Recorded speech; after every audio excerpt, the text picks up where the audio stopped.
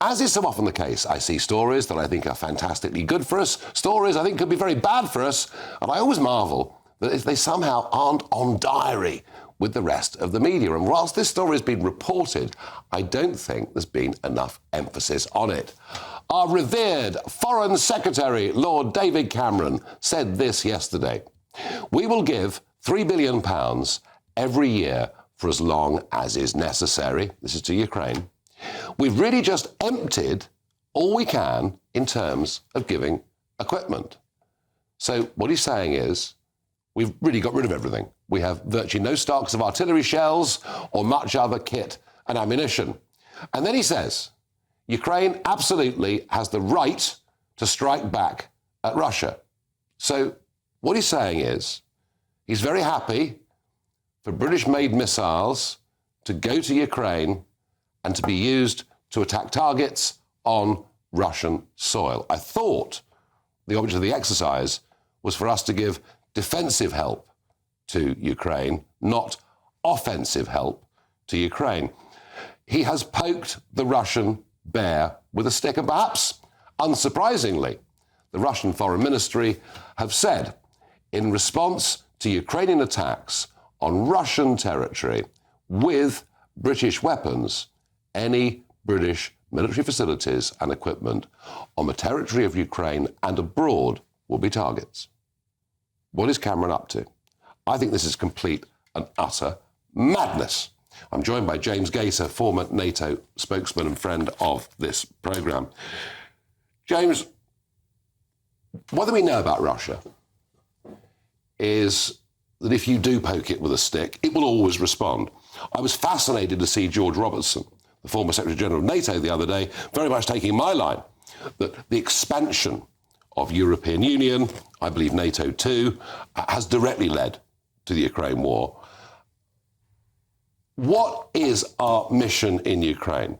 Are we there to help them defend themselves, or are we happy for this kit to be used to fire off at power stations or other military facilities, perhaps, in Russia? What's the brief? Well, Nigel, very good to see you again. The way I see it, with all great respect to George, this is not a binary choice. As I see it, I'd much rather our Storm Shadows were strapped to the underside of a Ukrainian fighter jet than languishing in a bunker somewhere in Wiltshire under the care of the RAF. But fine, that's your personal position, and we differ on this, I think. Well, we do differ on this, but isn't the point I'm making the fundamental one? That we have been told, our taxpayers have been told, and American taxpayers too have been told, that we're doing this to help Ukraine defend itself. Mm-hmm.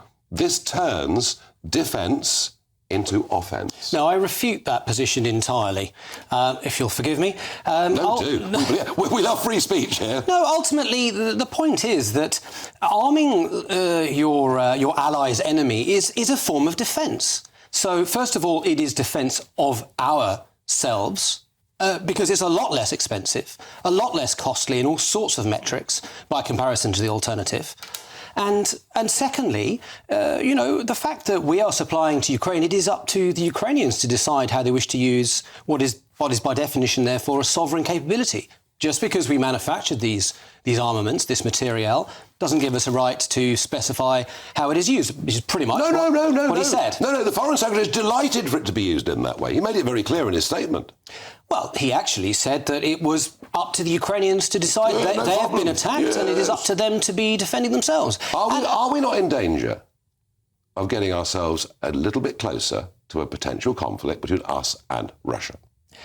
I don't agree with this point of view. This is, in fact, as Lord Cameron said, a seminal moment in geopolitics. We must spend more on our defence. We do not. I agree with that, absolutely, and I wonder why the pledge for 2.5% isn't until 2030. Well, it's because the government are going to be in power for the next 5 minutes, so it's really irrelevant how long they propose. That's a fair point. Another seminal moment in geopolitics was Cameron's maniac decision, with the support of the French, with the Americans kind of backing up, to take out Gaddafi in Libya. We took out Gaddafi. ISIS didn't even exist, but it grew into that vacuum. That was the moment the millions started crossing the Mediterranean and causing all of the political problems that we're now seeing. I mean, is this man fit, given his track record, to be our Foreign Secretary? I think we can look forward to a change of government very shortly. I know, I get that. And this problem will go away. But between now and the next 6 months, goodness knows what damage he might do.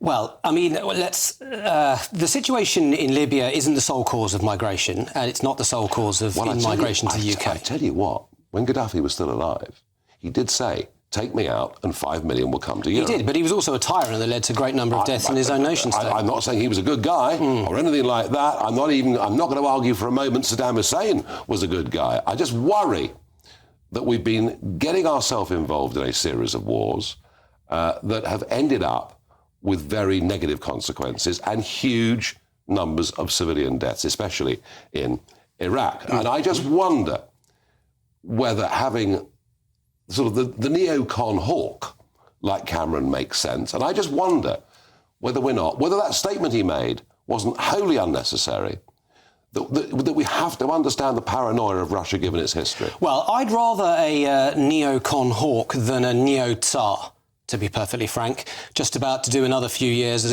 after his rubber stamp parliament lets him go forth and conquer. You've conflated a number of issues there, if you'll forgive me. It is important, is it not? I'm talking about the breadth of our foreign policy, our use of the military over the last 20 years, and that Cameron has been very much a part of all of that. And I just worry that he's the wrong man.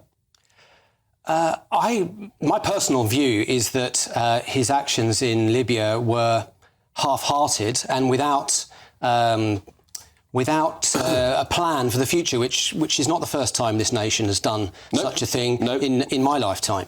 But quite apart from that, the situation in Ukraine is quite literally a seminal moment for Europe.